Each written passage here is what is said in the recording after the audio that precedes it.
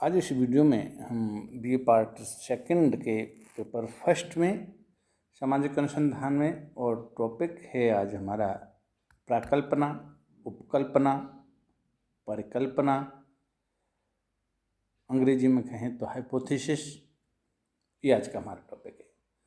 और इसकी जहाँ तक हम पहले अर्थ, परिभाषा और विशेषताओं के बारे में बात करेंगे कि आखिर प्राकल्पना, परिकल्पना या उपकल्पना क्या है। तो जहाँ तक हम देखते हैं कि किसी भी अनुसंधान और सर्वेक्षण की समस्या के चुनाव के बाद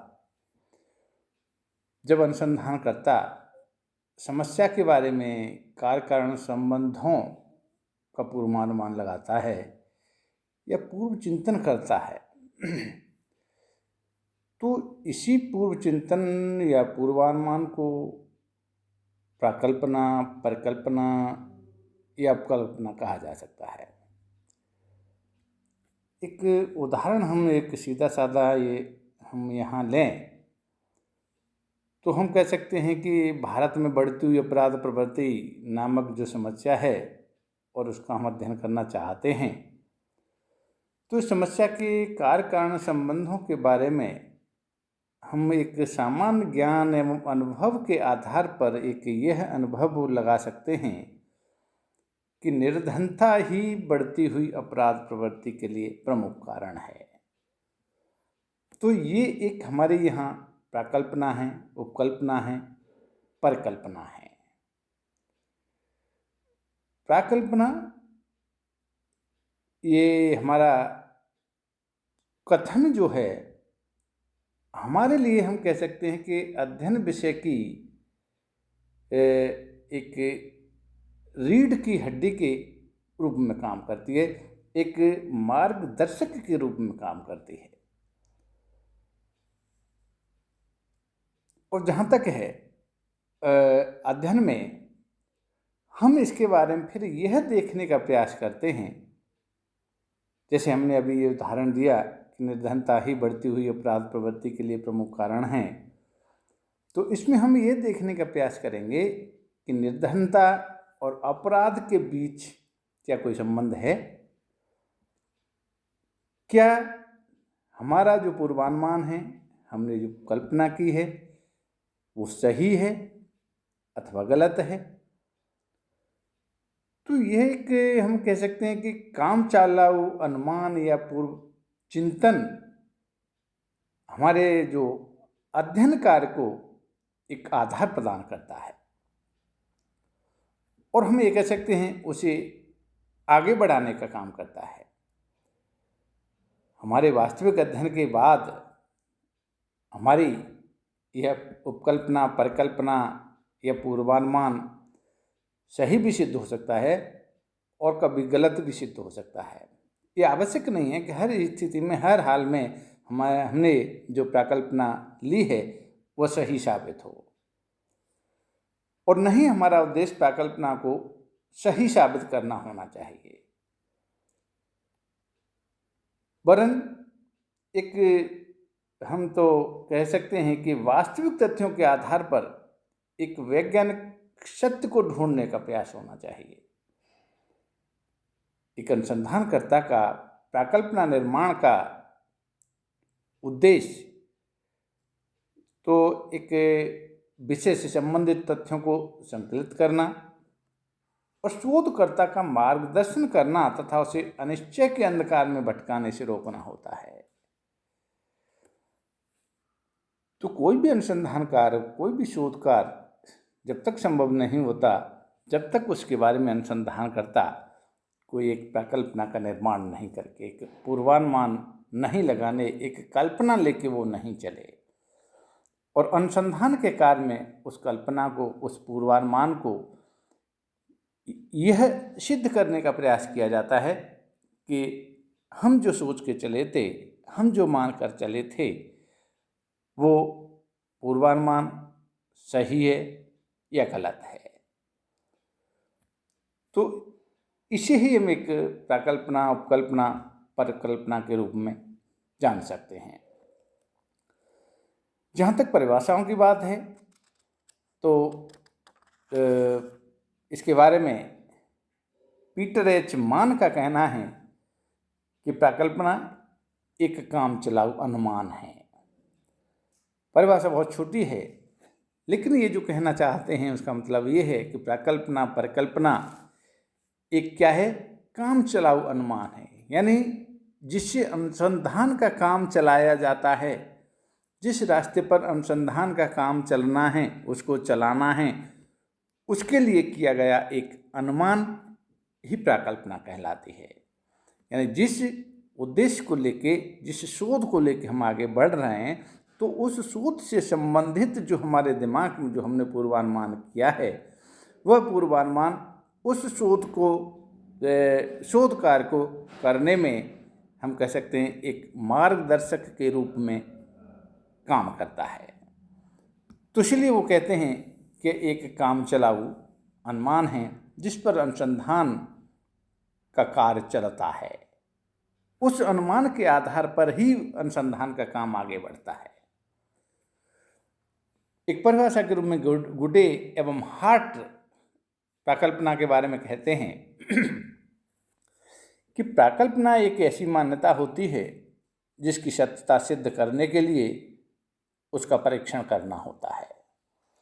गुडे एवं हार्ट का कहना है, जो परिभाषा जो उन्होंने दी है, वो कहते हैं कि एक ऐसी मान्यता है, एक ऐसा लोगों का हम कहते हैं कि मानना है, और जिसकी सत्यता सिद्ध करने के लिए उसका परीक्षण करना होता है। जब अनुसंधान करता है, उस प्रकल्पना को लेके चलता है, उस मान्यता को लेके चलता है, तो उस मान्यता का यहाँ परीक्षण किया जाता है, उसका अध्ययन किया जाता है, उससे संबंधित तथ्यों को इकट्ठा किया जाता है, और तथ्यों को इकट्ठा करने के बाद में एक वर्गीकरण विश्लेषण किया जाता है, और उसके आधार पर हम उस परिकल्पना का परीक्षण करते हैं, देखते हैं कि यह जो मान्यता है वो सही है या गलत है। तो प्राकल्पना जो है वह एक हम कह सकते हैं कि मान्यता के रूप में काम करती है, एक मार्गदर्शक के रूप में काम करती है, जिससे अनुसंधानकर्ता उस विषय से संबंधित प्रश्नों का निर्माण करता है, उस विषय से संबंधित तथ्यों को इकट्ठा करता है, तथ्यों का संकलन करता है, और तथ्यों को संकलन करने के बाद में एक वर्गीकरण विश्लेषण करने के बाद में उसका परीक्षण करता है, और फिर वह ये सिद्ध करता है कि मेरी जो प्रकल्पना थी, मेरी जो कल्पना थी, वो सही है या गलत है। तो इस रूप में यहाँ हम प्रकल्पना की परिभाषा देख सकते हैं। इस परिभाषाओं के आधार पर जो पीटर एच मान ने जो प्रकल्पना एक काम चलाऊ अनुमान के रूप में बताया, वहीं गुडे व हार्ट ने एक मान्यता के रूप में बताया। तो इसके बाद में हम एक निष्कर्ष पे चलकर कह सकते हैं कि प्रकल्पना एक ऐसा पूर्व विचार, एक निष्कर्ष, एक कथन, या हम कहें कि एक सामान्यीकरण अनुमान है जिसे अनुसंधानकर्ता अपनी शोध की समस्या हेतु निर्मित करता है, और कह सकते हैं कि उसकी सत्यता की जांच करने के लिए, उसकी परीक्षण करने के लिए वह आवश्यक सूचनाओं को इकट्ठा करता है, संकलन करता है, एकत्रित करता है, और एक प्रकल्पना विभिन्न चरों के बीच संबंधों को स्थापित करने वाला एक अनुमान भी है। प्रकल्पना सामाजिक अनुसंधान और खोज को हम कह सकते हैं कि एक मजबूत आधार प्रदान करती है। तो प्रकल्पना एक इस रूप में, इन शब्दों में हम उसका अर्थ को स्पष्ट कर सकते हैं, पूरी व्याख्या कर सकते हैं, विश्लेषण कर सकते हैं। अब एक यहाँ प्रश्न उठता है, और कभी कभी पूछ भी लिया जाता है परीक्षाओं में, कि एक अच्छी प्रकल्पना की विशेषताएं क्या क्या होनी चाहिए। एक अच्छी प्रकल्पना में ऐसी कौन कौन सी विशेषता होनी चाहिए जिसको हम कह सकते हैं कि हाँ, प्राकल्पना ये एक अच्छी प्राकल्पना है, निर्मित की है। तो इसमें भी हम कुछ बिंदुओं के आधार पर इसकी विशेषताओं का उल्लेख करते हैं, बताते हैं कि एक अच्छी प्राकल्पना हम किस प्राकल्पना को कहेंगे, उसमें कौन कौन सी महत्वपूर्ण बातें होंगी। तो पहला बिंदु है इसमें स्पष्टता। एक अच्छी प्राकल्पना की जब हम बात करते हैं तो उसके लिए सबसे पहली बात है कि उसमें स्पष्टता होना बहुत आवश्यक है। और यहाँ हम ये देखते हैं कि प्राकल्पनाएं दो दृष्टि से स्पष्ट होनी चाहिए।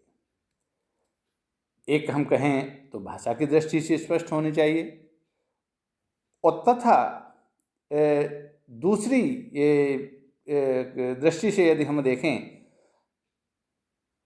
तो प्राकल्पना हमारी अवधारणा की दृष्टि से भी स्पष्ट होना चाहिए। जहाँ तक है प्राकल्पना में जो शब्दों का प्रयोग किया गया है उनके अर्थ, विचार हम कहें कि वो बिल्कुल स्पष्ट तथा भ्रम रहित होने चाहिए। जहाँ संभव हो विशिष्ट शब्दों की परिभाषा और वहाँ व्याख्या भी करनी चाहिए। और प्राकल्पना में प्रयुक्त शब्द जो हमने यूज किए हैं, जिन शब्दों का हमने प्रयोग किया है, वो ऐसे भी होने चाहिए जिसका दूसरे लोग भी इनका एक अर्थ लगाएं, एक अर्थ के रूप में समझ सकें। तुम कह सकते हैं कि प्राकल्पना की स्पष्टता अनुसंधानकर्ता की सूझबूझ और अनुभव पर निर्भर करती है। एक अनुभवी अनुसंधानकर्ता, एक सूझबूझ रखने वाला अनुसंधानकर्ता ही अपनी प्राकल्पना में यह स्पष्टता का गुण दे सकता है। एक स्पष्ट हम कह सकते हैं कि स्पष्टता रखने वाली प्राकल्पना का निर्माण कर सकता है, जो कि एक प्राकल्पना के लिए बहुत ही आवश्यक बात है। दूसरी जो महत्वपूर्ण विशेषता बताई है कि प्राकल्पना हमारी प्रयोग सिद्ध वाली भी होनी चाहिए, प्रयोग सिद्धता वाली होनी चाहिए।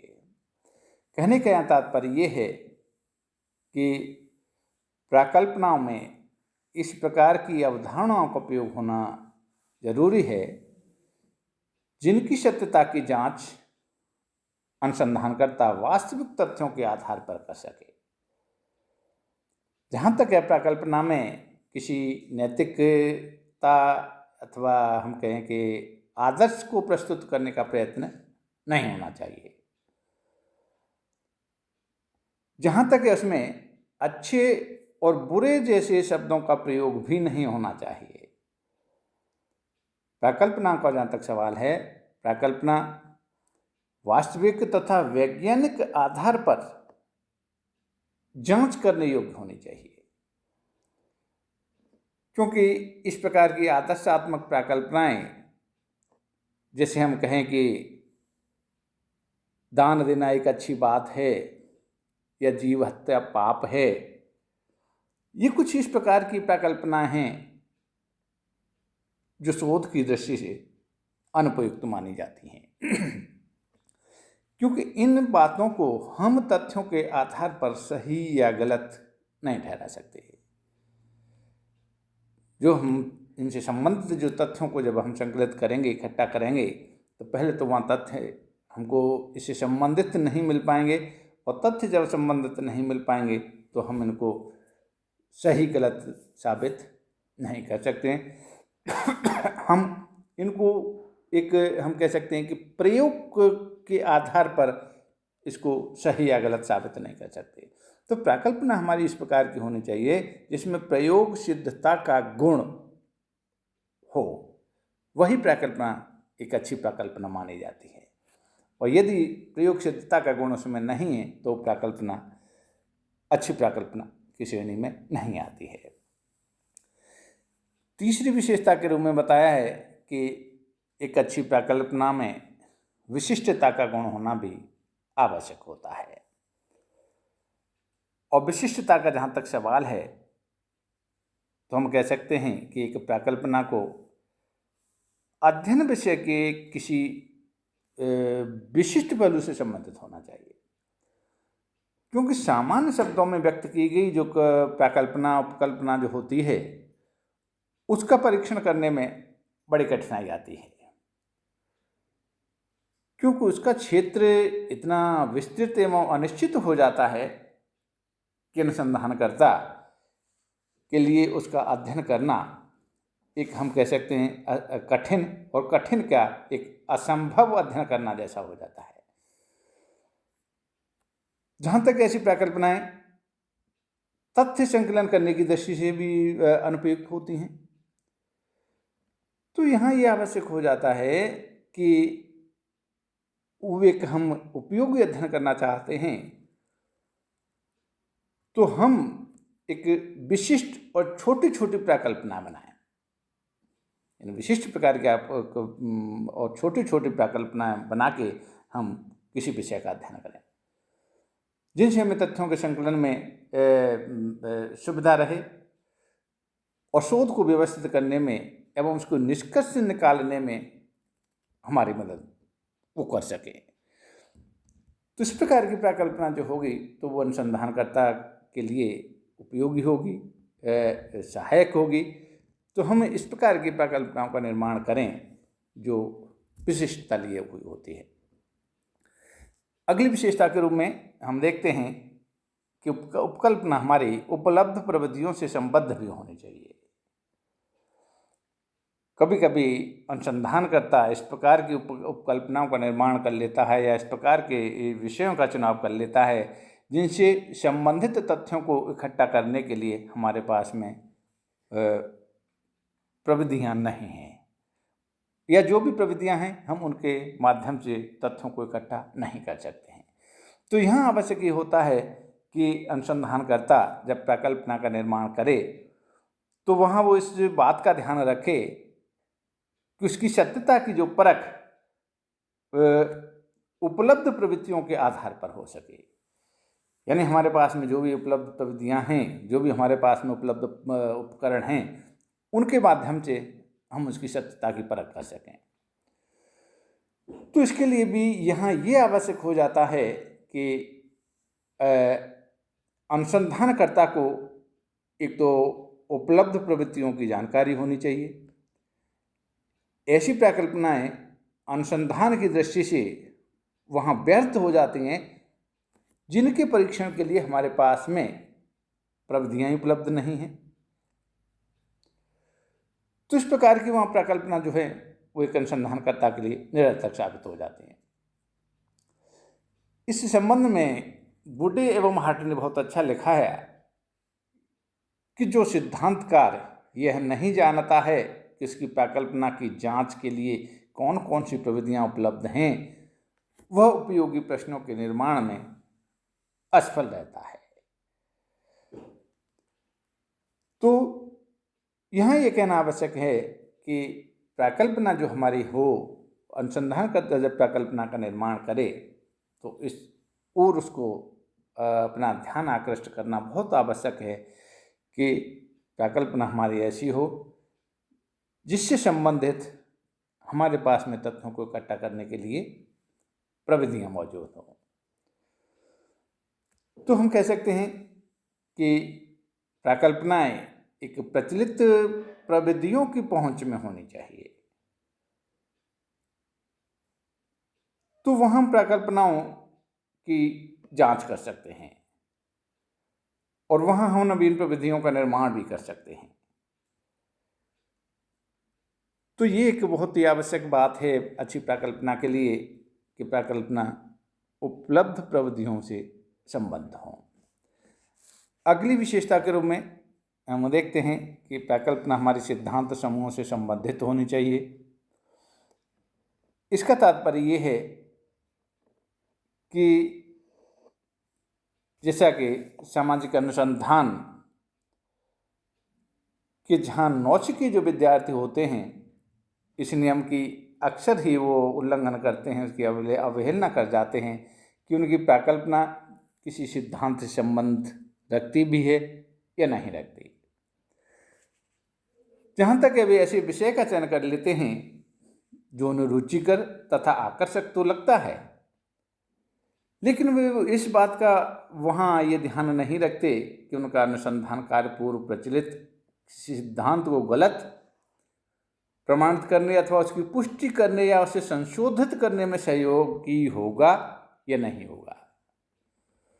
तो ये भी बहुत आवश्यक है कि हमारा विषय, हमारी परिकल्पनाएं इस प्रकार की होनी चाहिए जो किसी न किसी सिद्धांत समूह से संबंधित हों। यानी जो समाज में हमारे प्रचलित सिद्धांत हैं, उन सिद्धांत को वो सही या गलत साबित करने वाली सिद्धांत यह हमारा अध्ययन होना चाहिए। गुडेव हट ने एक बहुत अच्छी बात लिखी है और वे कहते हैं कि एक विज्ञान तभी संचयी बन सकता है यदि वो उपलब्ध तथ्यों तथा सिद्धांत समूह पर पूर्णतया लागू होता है। क्योंकि होता ऐसा है कि यदि प्रत्येक अध्ययन एक पृथक सर्वेक्षण के रूप में होगा तो विज्ञान का विकास संभव वहां नहीं हो पाएगा। परिकल्पनाएं और सिद्धांत एक दूसरे पर हमेशा निर्भर रहते हैं और निर्भर होने चाहिए, जो विज्ञान के विकास के लिए बहुत ही आवश्यक है।